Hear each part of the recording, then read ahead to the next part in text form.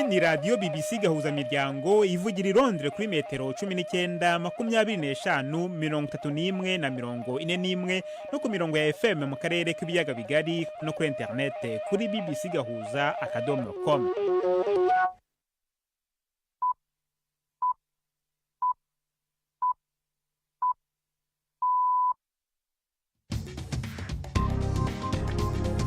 Ubu ni saa 10 ku isaha mpuzamahanga ya GMT, ni saa 12 ku isaha yo mu Rwanda no mu Burundi. Muri studio muri kumwe na Jacques Niyitegeka. Izi ni ingingo z'ingenzi zigize aya makuru. Minisitiri w'intebe wa Israel Benjamin Netanyahu yategetse ingabo z'igihugu cye gukomeza kurwana zikoresheje imbaraga zose n'umutwe wa Hezbollah muri Libani, nubwo amahanga akomeje gusaba ko imirwano ihagarara vuba.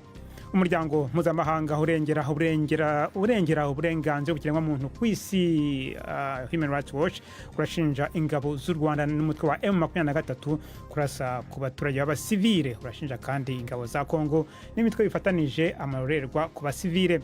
Perezida wa Amerika Joe Biden yemereye Ukraine inkunga ingana hafi na miliyari 8 z'amadolari. Tubafitiye n'ikinamico urunana muri mwese. Ikaze muri amakuru yo kuri uyu wa kane, turi ku itariki ya 26 z'ukwezi kwa 9.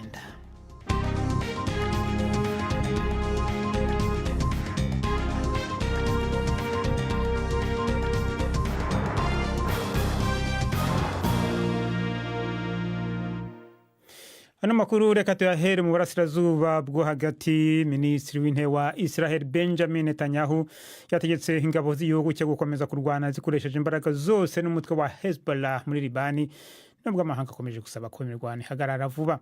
Ibiro bya Bwana Netanyahu byavuze ko atigeze atanga igisubizo ku cyifuzo cyatanzwe na Amerika n'Ubufaransa cyo guhagarika imirwano mu gihe cy'iminsi 21.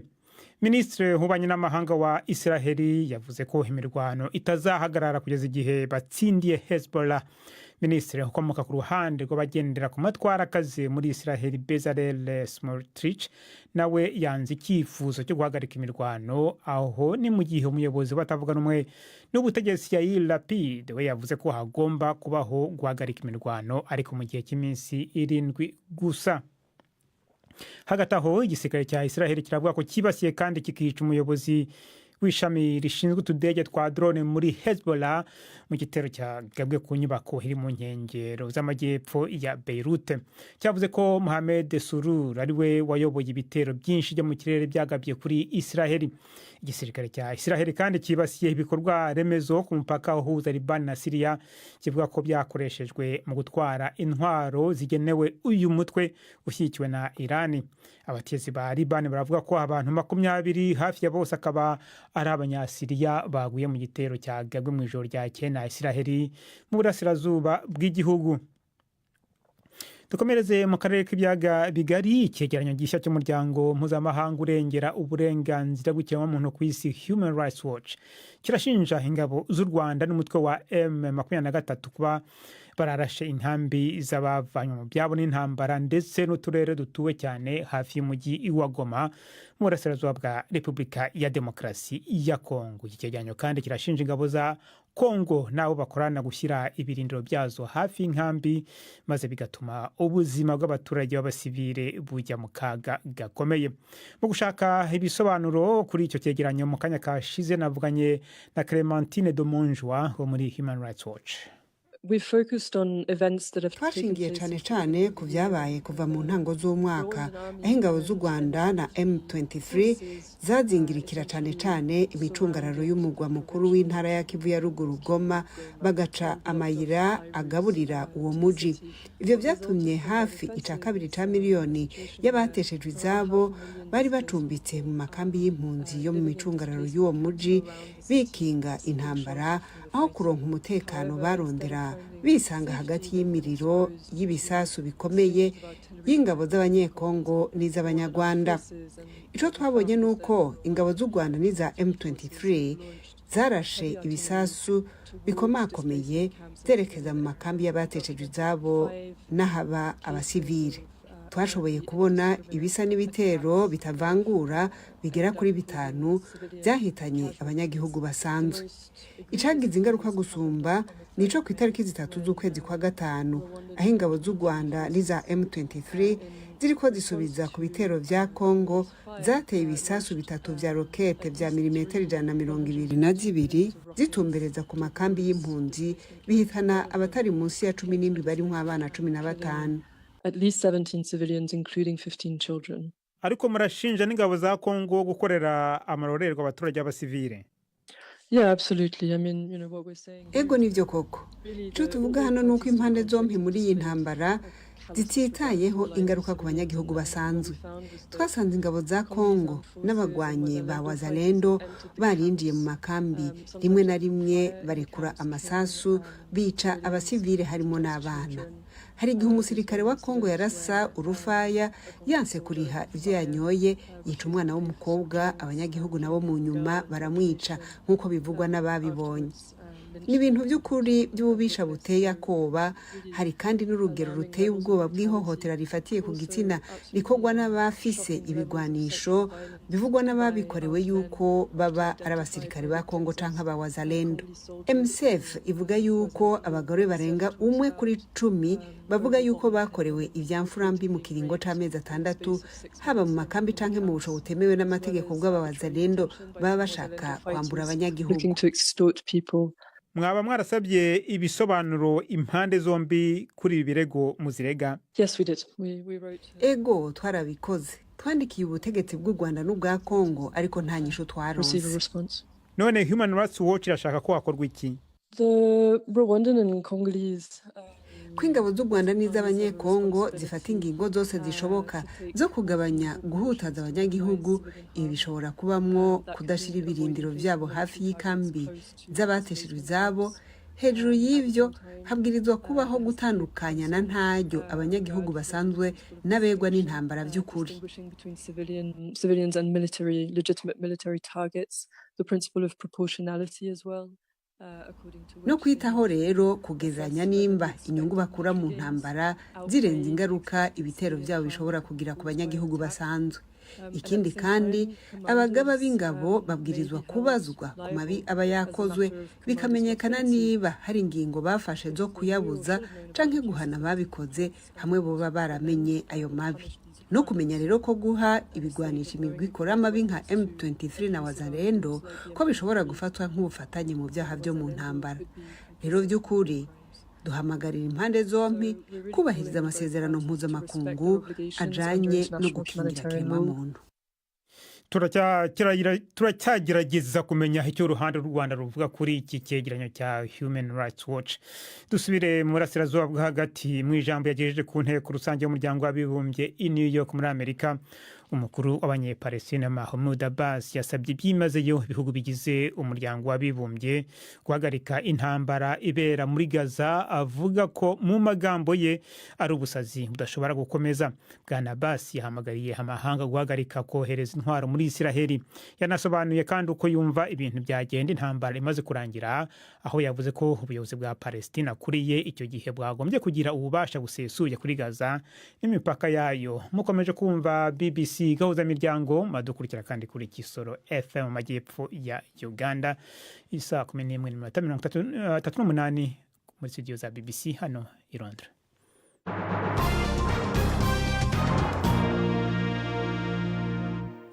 Tujye ku mugabane wa Amerika, aho perezida wa Leta Zunze Ubumwe za Amerika Joe Biden yatangaje ko yemereye inkunga ingana hafi na miliyari 8 z'amadolari igihugu cya Ukraine mbere yuko ahura na perezida w'iki gihugu Volodymyr Zelensky mu kanya kari imbere.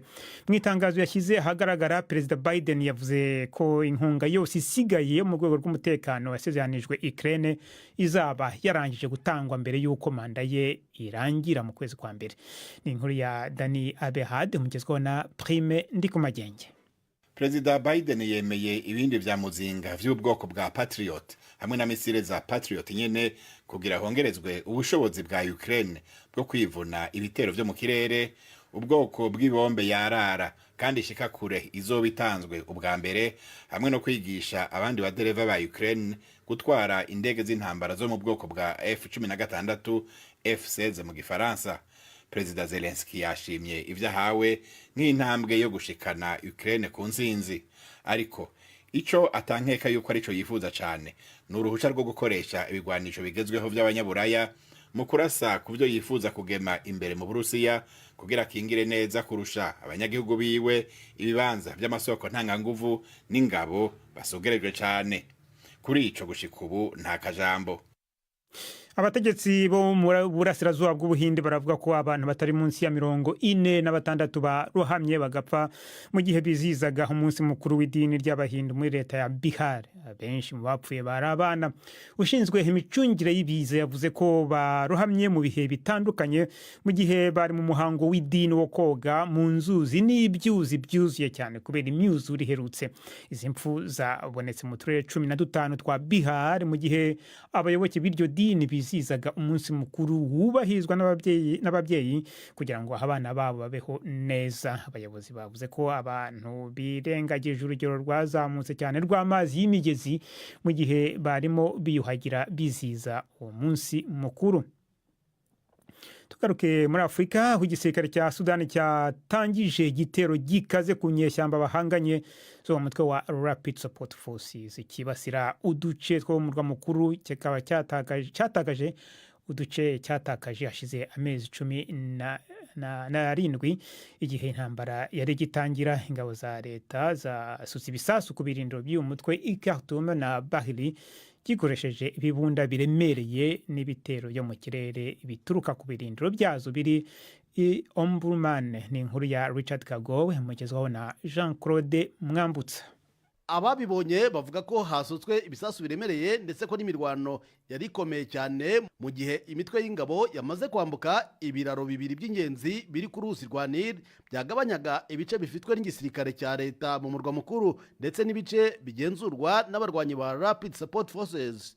Indege z'intambara zasutse ibisasu ku murwa mukuru Khartoum rwagati mu gace RSF yari yarambuye ingabo za leta. Igisirikare cya leta cyagowe cyane no kwisubiza uduce twafashwe n'abarwanyi, kikiyambaza cyane ibisasu biremereye birasibe kure ndetse n'ibisasu by'indege kugira ngo kirebe ko cyakura abarwanyi mu duce barimo hirya no hino mu murwa.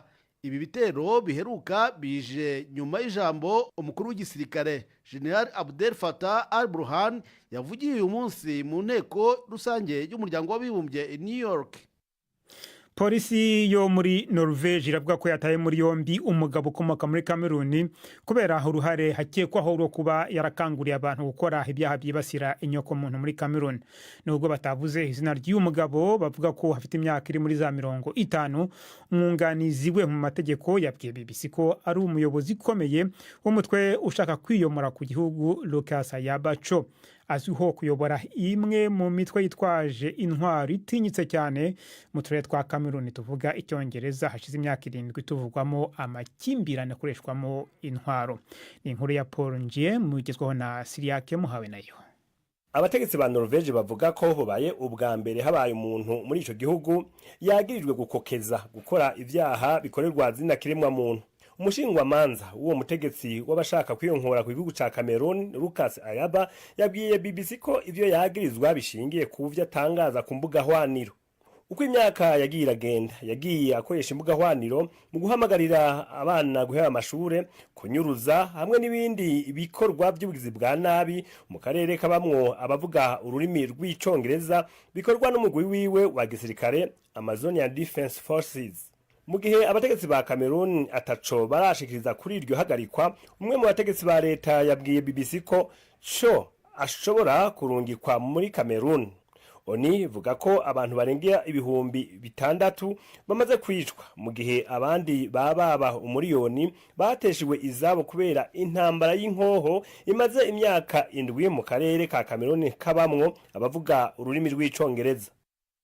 Iyi radio mwumva ni BBC gahuza miryango. Ubu rero nk'uko mubimenyereye kuwa kane ni umwanya w'ikinamico urunana.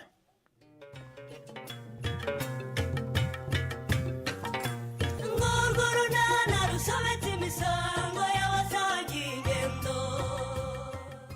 Rero asabwa ibisobanuro ku mubano we na Chris. Hagati aho inkuru nziza kuri Nadine.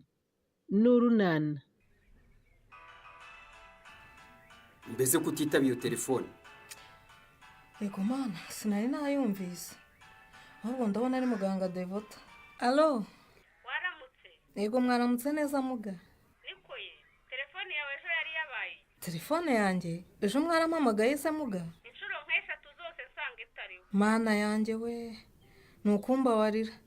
Nibutse ko hari igihe yari ifunze umuriro washizemo. Birashoboka. None se mwanshakiraga amahoro muga?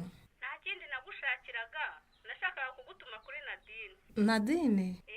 Nyine ndagira ngo umwumvire ko yagize amahirwe yo kuba ku rutonde rw'ababyeyi bagomba guhabwa inkunga ihabwa ababyeyi batwite n'abafite abana batarengeje imyaka 2. Iyo nkuru ni inkuru nziza cyane pe. Ngira ngo urabizi ko ihabwa abo bagore kugira ngo ibunganire mu mirire mu rwego rwo kurwanya imirire mibi n'igwingira mu bana. Yego ndabizi. Ubwo rero ndagira ngo mugutumeho. Yego. Ubwo rero gerageza urebe uko umugeraho. Mubwira aze kandi ku kigo nderabuzima kugira ngo yuzuze ibisabwa. Atangire kujya ahabwa iyo nkunga. Mana yanjye. Nonaha se? Nonaha rwose. Yihutire kuhagera dore abandi bahageze barimo kubyuzuza. Mana we, ndabigira ntera. Reba uko ubigenza umugezeho ayo makuru ahita aza ku kigo nderabuzima rwose. Mana yanjye. Use ko twari tugiye guhinga mbigire ntaga.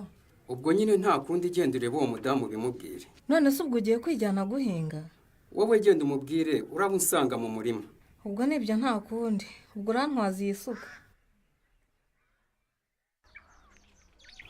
None se ni ikihe kibazo ufite mwana wa? Ndacyabikurikirana buri igihe kizagera kijya hagaragara. Ako sinye. Ikibazo uhisha umubyeyi wawe wakutwisa amezi 9 akakonsa imyaka ingana kuriya akagushyira mu ishuri ukigukarangiza. Icyo kibazo umisha kimeze giti kuko. Ariko mana, wa mugani burya ngo uwizera umwana w'umuntu avumwe koko. Ahubwo kubera icyo uvuga gutyo nyine, nukubera iki koko? Gusa isomo nkuyemo nuko ntazongera kwizera abantu rwose. Nde waguhemukiye ariko nyabo? Ariko nakubwiye ko nkibikurikirana mama. Gusa uko biri kose nta wundi ubiri inyuma ndetse ugomba kuba asanzwe ari inshuti yanjye. None se ubundi wageze ngo umwanzi ntashobora kuba ari wa wundi w'inshuti yawe ya bugufi?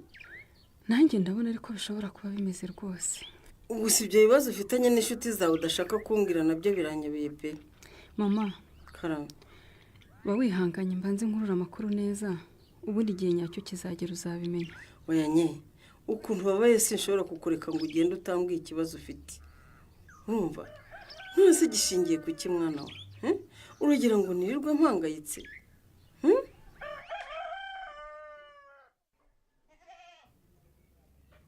Ayiwe, ubusura abandi bintu wankoreye Stefano. Maze uhore wumve. Yewe Stefano no gukora iki Nyiramari? Ubusa ntubona ko aje wandwanyije yamvuna yanjye yakagura ikaba yubuye. Ibyo ni ibyawe mama we, ibyo ni ibyawe rwose. Ni ibyanjye nyine. Amakosa yose na yawe Nyiramari. Umugore utinyuka ukansuzugura ukantesha agaciro. Kuki utamenye ko ndi umugabo muri urugo? Ngewe Nyiramariza. Wowe nyine. Nge nagusuzuguye nka Stefano. Wabansuzuguye te? Ubwo si utinyuka ukambwira ngo ninjye mu gikoni nteke. Uba wumva umfashe nk'iki, none si umwana wawe utekera hari ubwo ari uwanjye. Umva nkubwire Nyiramari. Nge nari nashatse kubyoroshya uko wabyitwayemo wabibonye. Ngo washatse kubyoroshya, ibyoroshya gasa n'ibiki? Nagutwaye buhoro nshaka kubinyuza mu buryo bwo kugutereta ariko wigira karaha kajyahe. Ariko ubundi ntigira karaha kajyahe Stefano. Wowe uratinyuka ukazana abandi bana muri urugo koko. Wabonye wa mbere naramwakiriye ugira ngo niko bizakomeza. Umva ibyo kukubembereza rero nanjye nabivuyemo. Ubwo nyine mbigize itegeko. Ibiki ugira itegeko Stefano? Ntegetse ko Ndemeza atagomba kuva muri urugo. Ngo iki? Ndavuze ngo Ndemeza agomba kuguma hano. Hano kwande? Hano kwande Stefano? Kwa Stefano. Kandi akitabwaho neza nk'abandi bana se tu. Ariko umenya ko ari no kwa Nyiramariza di, si kwa Nadine. Urabyumva neza? Urashaka kongera kungaraho mirwano? Ni wowe ushaka kuyigarura ahubwo. Umva, ngiye ndategetse. Ariko utegetse iki? Ndategetse ko umwana wanjye Ndemeza agomba kuba hano.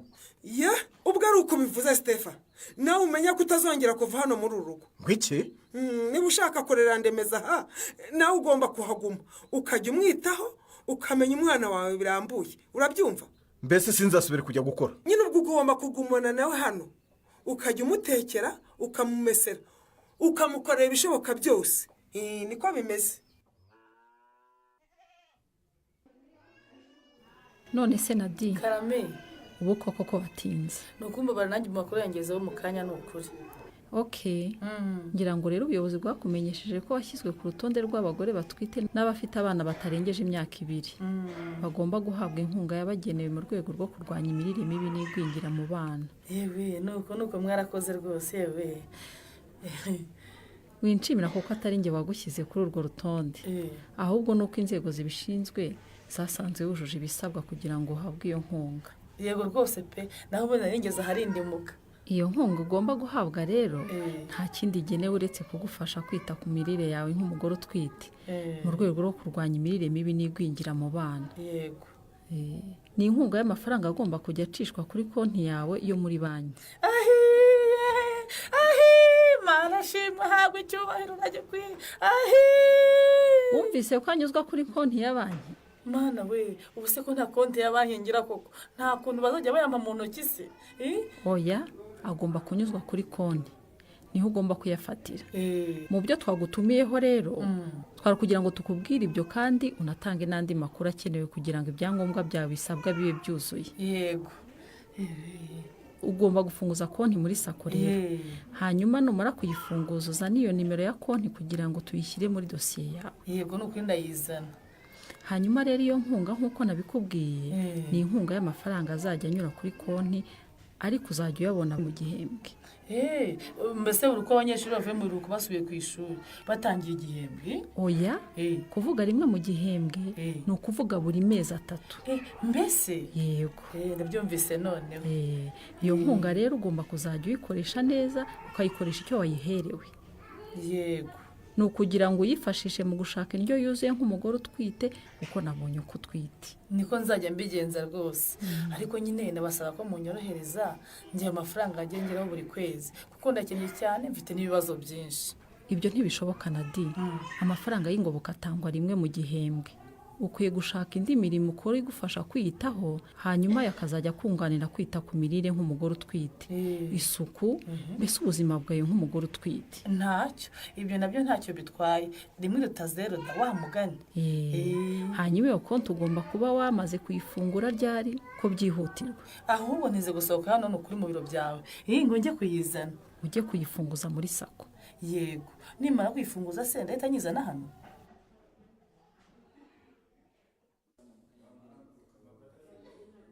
Icyo nagira ngo tuvuganeho rero Leya. Karame. Ni ibijyanye n'ibihuha amaze iminsi numva.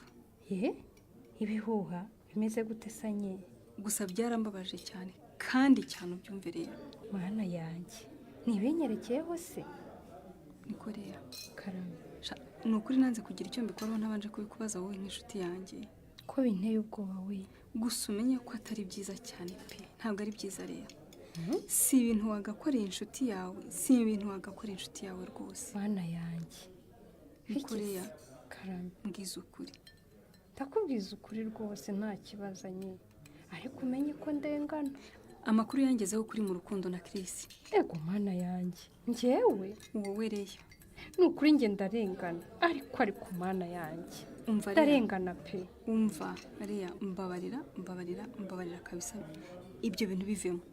Nukuri ibyo wumvise bavuga si byo pe. Si byanye. Uravugisha ukuri ntabwo muri gukundana na Chris. Ndarengana pe. Hanyuma ko hari umuntu uheruka kubabona na se na sheri wanjye agutwaye mu modoka yari akujyanye hehe? Ego mana yanjye. Akoze ubwo ibyo byose. Ngira ibyo byari ibiki nibyo ndimo kukubaza. Ariko subganye ko umuntu agwaye lift nibyo byatuma abantu bavuga ngo turakundana koko. None se yapfuye kugutwara gusa? Si lift se nyine yaranyihereye. Leya, ntukambangamire. Mbikubwire ntukambangamire, mbabarira rwose. Ariko surumva nge ntarengana ko kanye. Urarengana se haruguhakanye ko gutwara mu modoka? Niki muwa muvugana se? Ako sanye, hari ikindi uretse kuba namenyana nawe kugira ngo ninjye nigirira ikibazo cyo kwivuza ajya nyifashiriza. Ariko nyumvira koko. Nyumvira. ariko si ubundi koko reka nanjye nkwibarize ubundi niba umuntu arwaye lifuti icyo ni ikibazo koko. hanyuma se kugira ngo aguhe izo serivisi z'ubuvuzi bisaba ko ugomba kujya ugenda mu modoka ya sheri wanjye. ariko si ubwo umuntu niba ahagaze akaguha lifuti we wayanga muko. Reya reka tureke kujya muri byinshi. urabizi neza ko Chris ari sheri wanjye. urabizi ntubizi? ndabizi. abagabo barahari, ishakira uwawe rwose umvire ku musheri. ndekera umusheri mbisubiremo, reka Chris tutazabipfa. uranyumva? wagwaye amakuru rwose yarakubeshye. ntabwo yambeshye. icyo nzi cyo wabikubwiye hari indi migambi agufitiye itari myiza nye. ngo iki? yego rwose ni ukuri ushatse wakwitonda. ari njye witonda kandi cyangwa wowe witondereye?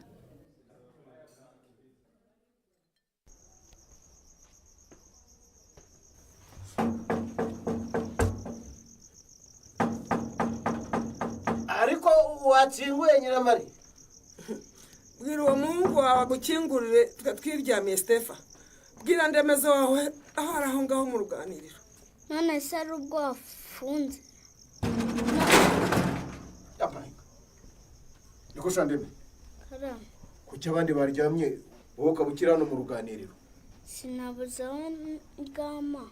ye gwiki ubu urahuryama ute? ariko uyu mugore yongeye umwiyenzo we n'agasuzuguro, amafuta ya rushingurura. niko Nyiramari? ariko waretse gusakuriza abantu biryamiye wa mugabo we. niko Shandeme, karame wariye se ahubwo? oya. ye ariko ibi ni kimwuka byaramwe. ndebera nta nubwo bigeze banamukarabya pe. mana yanjye we. niko Nyiramari? ariko waretse abantu bakisinzira Stefa. musinzira gute kandi umwana wanjye nta nicyo mwamukoreye Nyiramari?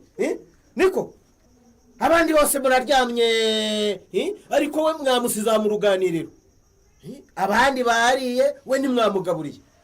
mwebwe abana bose mwabuhagiye ariko Ndemezo we reba ukwasa. ubwo ibyo urimo gukora koko urumva ari bike? niba wari uzi ko uwo mwana wawe azakenera kuryama kuki utamuzaniye ibiryamirwa? ariko ubwo uzi ko ari ihohoterwa urimo gukorera uno mwana koko wa mugore we? ni wowe wamuhohoteye, wowe wamukuye kwa nyina ukamuzana hano. naho ibyo uvuga byo kumugaburira no kumwuhagira wagombye kuba watashye kare ukabimukorera. kandi nari nabikubwiye. ariko ako ni agasuzuguro. agasuzuguro se ki? nakubwiye ko ntari umuyawe wa Nadine Stefa. ibyo narabikubwiye rwose. okay reka tubyihorere. kanengwa winkangurira umwana. Kanengwa se uramushaka wiki? uramushaka wiki? karame byuka uza hano nkwereke. ibyo ushaka kumwereka ni ibiki Stefa? nabyuka aza atekere uyu mwana anamwuhagire kandi anamutegurire n'aho aryama. noneho ugiye kugira abana banjye bacakara biyo nda yawe ngo ni Nadina? ziba byuka Kane, byuka ukora ibyo nkubwiye. Kane ryama. ariko uyu mugore nzamugire ndi kuko ahubwo wowe tuzakugire dute? kubera icyo ushaka amahane Nyiramari? amahane niwe wayakuriye Stefa. ubwo nyine ngaho shikama duhangane. niba ari intambara ndayirwana ariko abana banjye baryame ntubagire abacakara biyo nda yawe ngo ni Nadine. urabyumva neza? iyi bombori yubuye kwa Stefani izagarukira he? uyu mwana se ukomeje guteragiranwa amaherezo yazaba yahe? naho mu kiganiro Urunana cy'ubutaha. ikinamico Urunana mwitegurirwa n'umuryango Urunana Development Communication, mukayikurikira kuri radiyo BBC kuwa kabiri no kuwa kane saa 12:45 z'umugoroba. ikinamico Urunana kandi mwayikurikira kuri YouTube. kuyigeraho andika ijambo ikinamico Urunana official maze utange n'ibitekerezo. uramutse ufite ikibazo cyangwa igitekerezo kandi wifuza kutugezaho, watwohereza ubutumwa bugufi bwanditse kuri telefoni igendanwa 0783 18 10 64. mushobora kandi kunyuza ubutumwa kuri paji yacu ya Facebook. kuyigeraho ni ukwandika ijambo Urunana. tubibutse ko tubagezaho ikiganiro gikubiyemo ibice by'Urunana twumvise mu cyumweru. icyo kiganiro tukibagezaho ku cyumweru saa 9:30 za mu gitondo na saa 11 z'umugoroba kuri BBC. dusubikiye ikiganiro Urunana cy'uyu munsi naho butaha. barakoze bagenzi bacu mu ikinamico urunana nibo rero bashoje amakuru yacu yo kuri uyu wa kane itariki 26 z'ukwezi kwa 9. Amakuru tumvise kuri radiyo ushobora kuyasanga ku rubuga rwacu rwa interineti bbc gahuza.com. mwakoze cyane gukurikira bbc gahuza imiryango.